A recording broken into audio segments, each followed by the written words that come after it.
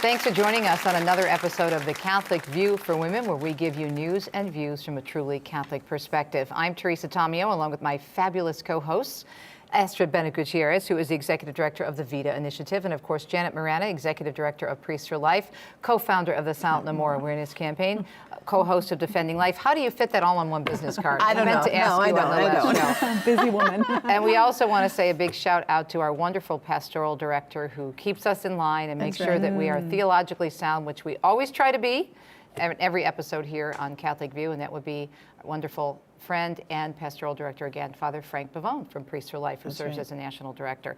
This is a wonderful topic.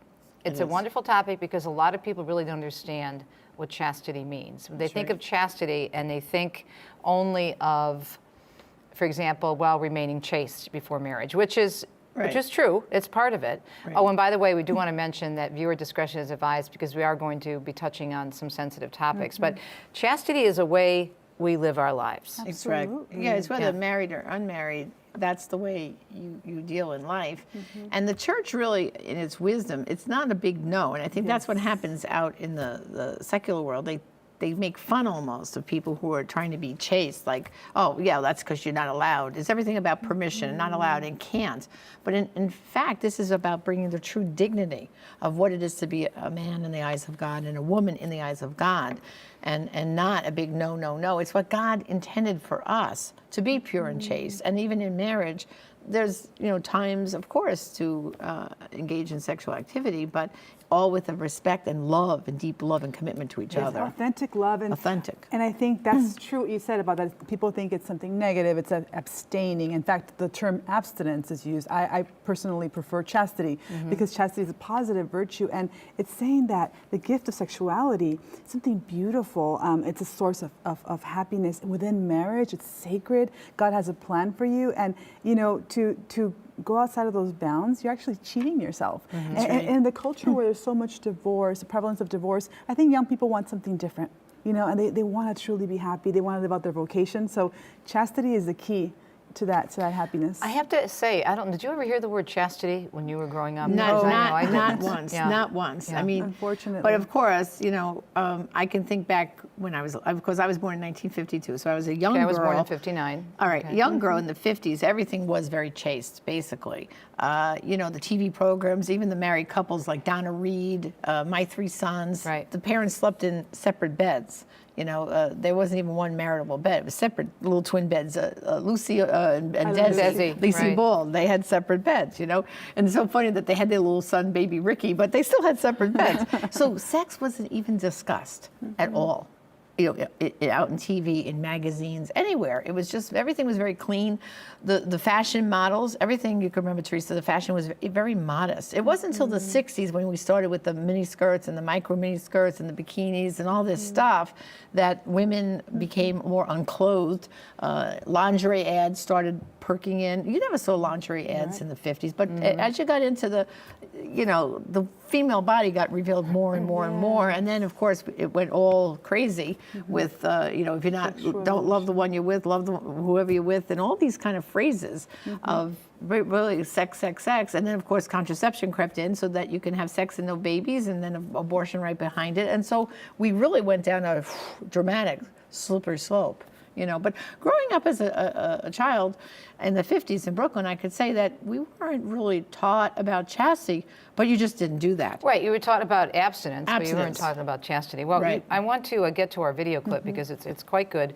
Tell us about the young woman you interviewed, Janet. Well, she's... And also how you found out about what she did for a living, because it was just by chance. Of course, we don't believe in accidents, but there are no coincidences, only God's. The Holy Spirit kind of pushes people together. Again, I was at a conference with Teresa in the Archdiocese of Detroit. The conference, of course, was on a different topic, but there we were at a meal together, and her name is Chloe Morrill, and like you do at any meal. Oh, so tell us, what do you do? And, she was saying, oh, I'm a chastity speaker. And right away, my little ears perk up. Oh, really? Tell me more. And so she did.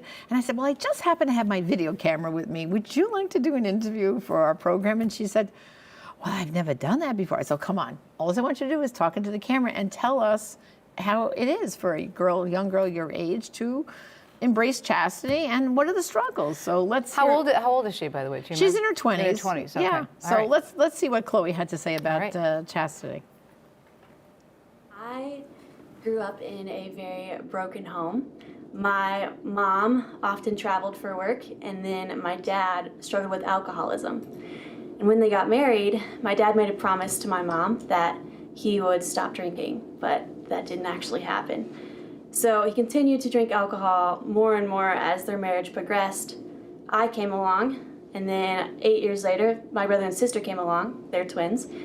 And it was just interesting to see that dynamic and how he really affected our family life, because alcoholism, it's like a mass casualty type of disease. So everyone's affected by this, and I very much was as well. I just didn't have that father figure that we all kind of desire in our heart for our dad in that way.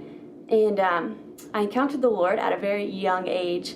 I was in adoration, just sitting in the presence of Jesus, and I really was just overwhelmed by the love of Jesus and the mercy of Jesus. And I decided to claim my faith more as I went into high school. Still lived a little bit of that double life, trying to live in the party scene and also be with the Lord. So as you can imagine, I had to sort of reclaim who I was as I grew and matured in my faith. And I decided to not date when I was in high school. This was just a decision that I had made by reading a book. It was a young Christian girl. It was her diary of sorts in this story. And she explained how she decided to not date while in high school, and this really affected her maturing of her faith. So I decided to do the same thing, not dating while in high school. And that just gave me so much freedom to really learn about masculinity, learn about the truth of how we're called to be treated as women, as girls.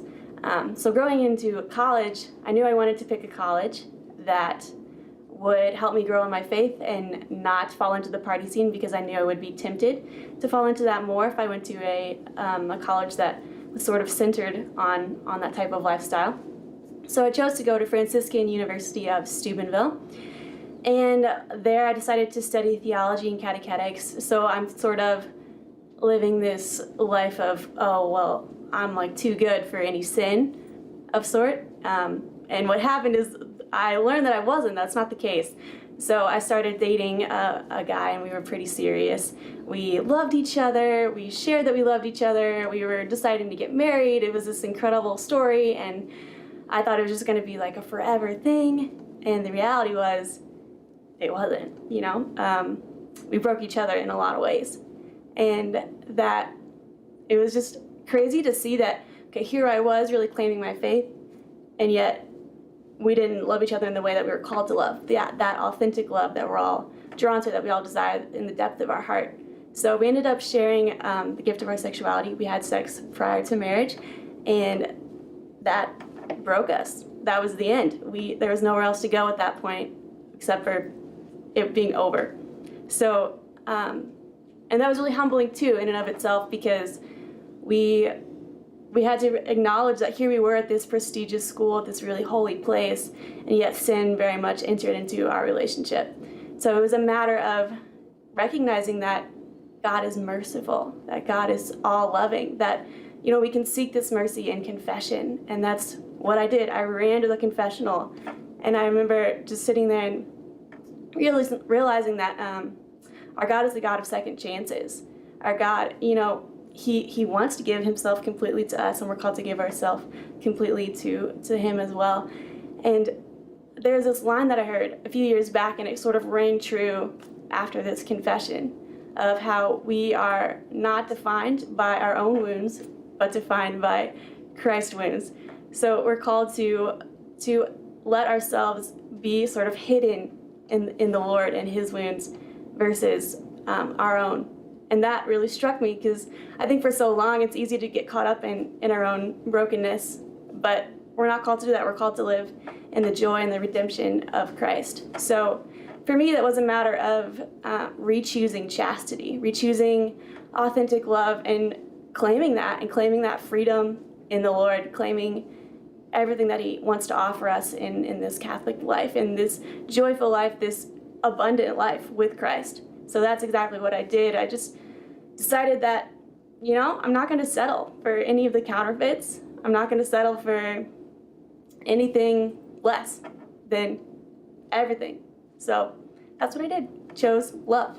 I would give some advice to anyone who's struggling in a relationship that is unchaste, just to know that it's okay to have fallen, know that it's okay to be broken, and to choose the Lord again, to choose his mercy, to accept his loving mercy.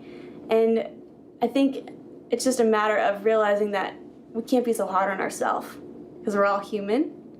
We're all going to make mistakes, but recognizing that the mistake isn't the end. The mistake is part of the journey. The journey is to heaven. The journey is with the Lord. So recognizing that he's always with us, that he's going to be our strength, our courage in those times of temptation.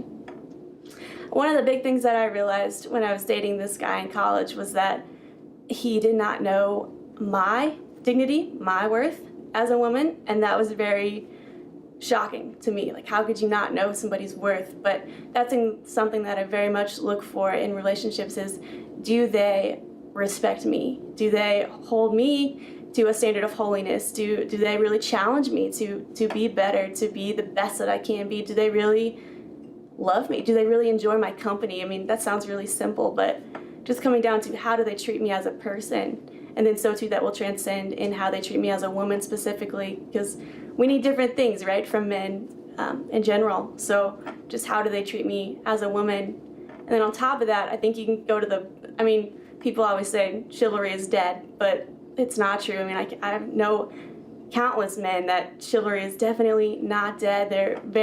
It's natural for them to open the door, to just be kind, to give you the best seat, to walk on the right side of the sidewalk. They just know these things. So have hope, trust that there are men out there who are good, who are ready, willing, and able to stand up and to be that man in your life. Boy, I wish I had that kind of wisdom when I was her age. I know, it's beautiful. But, you know, I think what's very important, a few points. First of all, she went to Franciscan University, a Catholic university, a very, pro-life, as she said, holy Orthodox place. school. Orthodox school, where she thought she was safe, okay? And then got caught up dating this one guy, thought she meant her knight in shining armor, and then temptation creeps in. It's like, don't put yourself, as they say, like in the near occasion of sin, like maybe they were watching a movie, in someone's home, in a dorm place or something at night with lights low. Who knows what they were doing, but you put yourself in those situations, temptation will creep in. But then when she made her mistake, she didn't say, okay, well, forget this guy, let me go on to someone else. No, she put on the brakes.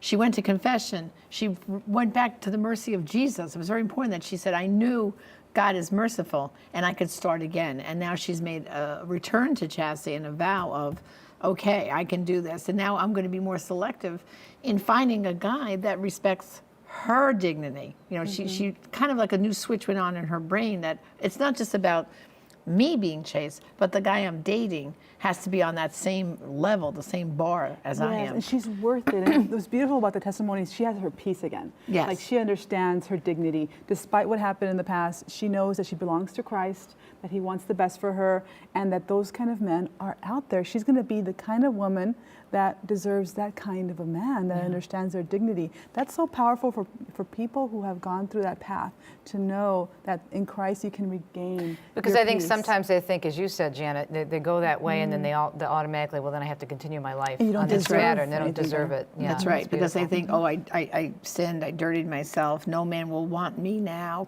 so I guess I have to just settle for less. But no, she reclaimed her chastity and said, no, I'm a daughter. I'm a daughter of the King.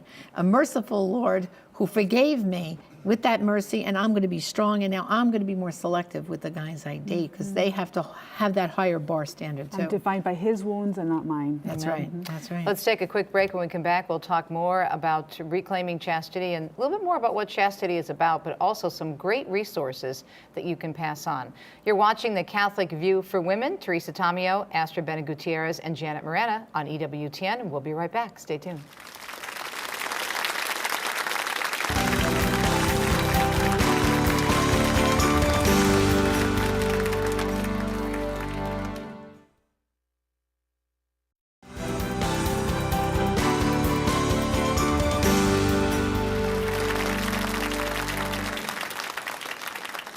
Thanks for watching The Catholic View for Women. In this episode, we're talking about choosing chastity, and we just saw a wonderful interview with a young woman who decided to reclaim her chastity as opposed to continuing down a very bad and damaging path, which I thought was quite powerful. And one of the things that struck out for me in that testimony with Chloe is that she talked about, falling in love, being engaged. They were going to get married to this young man, and falling into this sin, which she lamented and actually ended up breaking them up. So the Catechism has such wisdom regarding the issue of chastity. So we recommend that we read that section. 2350 in particular. 2350 says the following: those who are engaged to marry are called to live chastity in continence. They should see this time as a discovery of mutual respect, an apprenticeship in fidelity, and the hope of receiving one another from God. They should reserve marriage, the expressions of affection that belong to married love. They will help each other grow in chastity. So in reality, engagement, of course, is a deepening in the love and appreciation, but also it's a preparation for the fidelity in marriage, because the temptation is not just before you're married. I'm a counselor, women that are pregnant, and I see the problem of infidelity. It's a plague in our society. So if your boyfriend, if your fiance is respecting you now, and you see that he's really practicing self-mastery, then that for you is an indication of how he would respond to temptation after you're married. How important, especially in our divorce culture, we want to strengthen marriage. So chastity is a way to authentically love. But people don't think about chastity in terms of marriage. They think about it only in terms of single people. Single people, that's right. It's you're chaste your whole life. It's about authentically loving the other. Well, and also too, and I know you counsel a lot of women with this too, Astrid, is when couples go for that National Family Planning, NFP training at his engagement. Well, part of NFP training is to be chaste within your marriage at certain times. And so therefore it's something that you do when you're younger, but then like you said, your whole life for a purpose, because like we always say, we're children of God and He wants the best for us. But let's clarify, chastity actually is a virtue, and we are chaste in our thoughts and our body. That's I think you're referring to abstinence or continence, meaning not having sexual relations. And that's a little different, because chastity is actually a virtue, it's a positive virtue, and we're constantly having to work purity of thoughts and intentions. So it's something much broader than not having sex. Let's just clarify. Well, and also too, when you think about chastity, like you just said, Astrid, that also, what are the magazines you buy or bring into your home? Exactly. What TV programs do you watch? do you watch? Music. What music do you listen to? And then now with all the devices, cell phones, iPads, what websites do you go visit? And imagery. And I'm not just talking about hardcore pornography. I'm just talking about near occasion of sin temptation, women and men scantily clothed, all kinds of suggestive things. I mean, you don't have to go too far. I mean, you could just be tempted or have problems. Just the newsstand is littered. Just driving. The supermarket. And the billboards. When you're checking out in the supermarket. Checking out the supermarket, those magazines that are right there. So we really... I don't want to interrupt you, but just a funny story came to mind.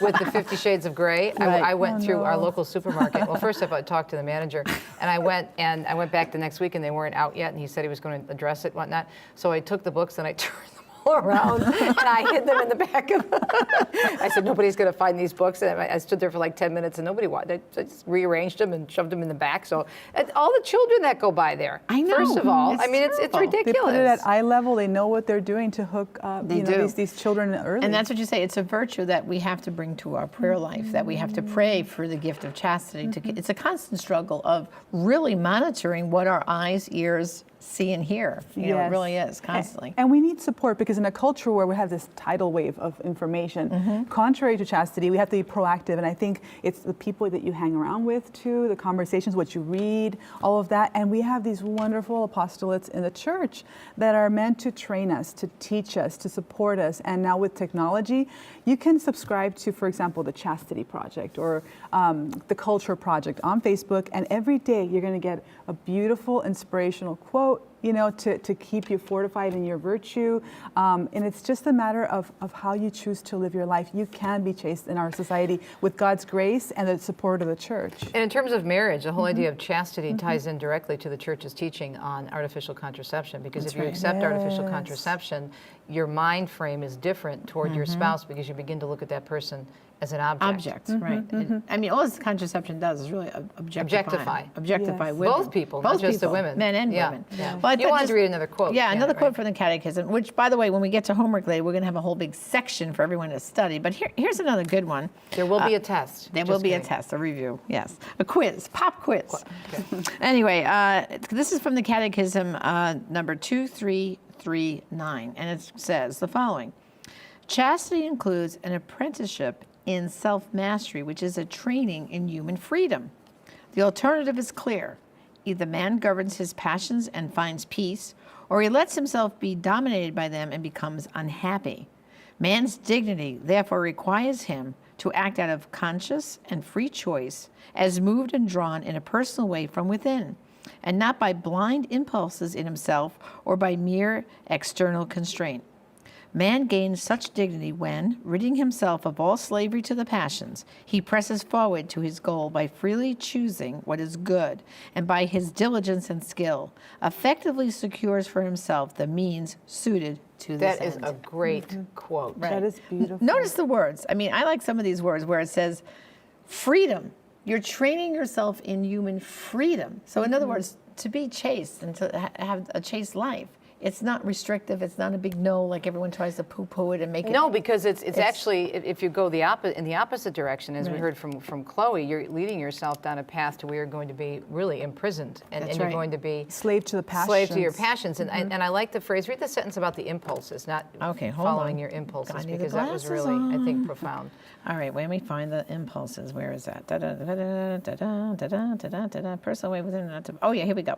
Man's dignity therefore requires him to act out of conscious and free choice, as moved by and drawn in a personal way from within, and not by blind impulses in himself or mere external constraint. Blind impulses. And that's what so many people are reacting to, because Yes. they've been so indoctrinated with the culture, and they think, well, this is the only thing. And if you don't left. you don't own yourself, how can you give yourself Exactly. in marriage fully? Well, and sometimes too, and especially this has to do with young people, especially I'm sure like with Chloe, they're in college campuses, and you say, oh, this is gonna be a party at the frat house Friday night, and but they're a beautiful frat. They're you're on Steubenville campus, like we said, a very Orthodox Catholic campus. You think it's safe, go to a frat party.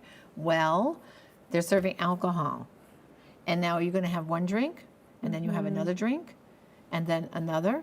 Well, what do you think has happened now to your defenses? Right? You mix alcohol in the mix, your defenses go down, down, down. And therefore, maybe if you didn't have a drink at all, you wouldn't have gone into that back room with that boy to kiss or whatever. But now that you've had a drink or two, your defenses go down. So sometimes you have to say to yourself, I'm not going to put myself in the situation where I would go down this way. And I always say, pretend like, you have the good angel and the bad angel here, or Jesus is watching over you, or Blessed Mother is looking, like the nuns used to tell Or us. as my mother used to say, the Blessed Mother is watching It's you. watching you. Let's give our homework, because we only have about 3 minutes left, and I want to go Okay. over these really, really good resources we have for our Okay, viewers. well, we have a lot of homework, so get out your paper and pens and start writing. The first is, please read the Catechism, which of course is available in the religious catalog here at EWTN, and especially the numbers 2337 all the way up to 2359.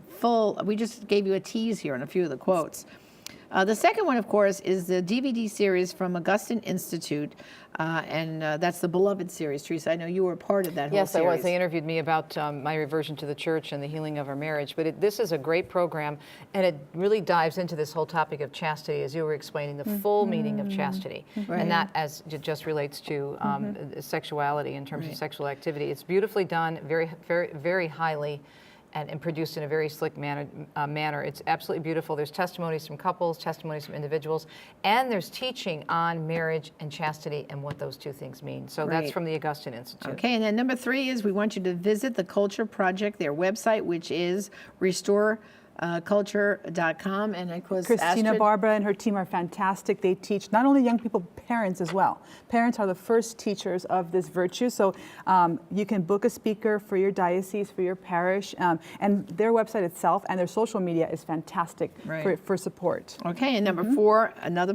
great place to visit is Jason and Kristalina's Everett's website, which is chastityproject.com. And of course, I know Jason Everett has some great resources also in the religious catalog here at EWTN. Yes. And finally and quickly, Astrid, number 5, corazonpuro.org. They are in New York, but they're actually going all over the world. A wonderful ministry. Being chaste in New York City, talk about the toughest place to be chaste, but they're doing it. So that's a wonderful place to also get resources and speakers. All right, and all these resources will be on our website again at thecatholicviewforwomen.com. On behalf of our pastoral director, Father Frank Pavone, and the anchor team here at the Catholic View desk, myself, Teresa Tamio, Astrid Bena-Gutierrez, and Janet Morena, thanks for joining us, and we'll see you next time on The Catholic View for Women. Enjoy The Catholic View. Take care.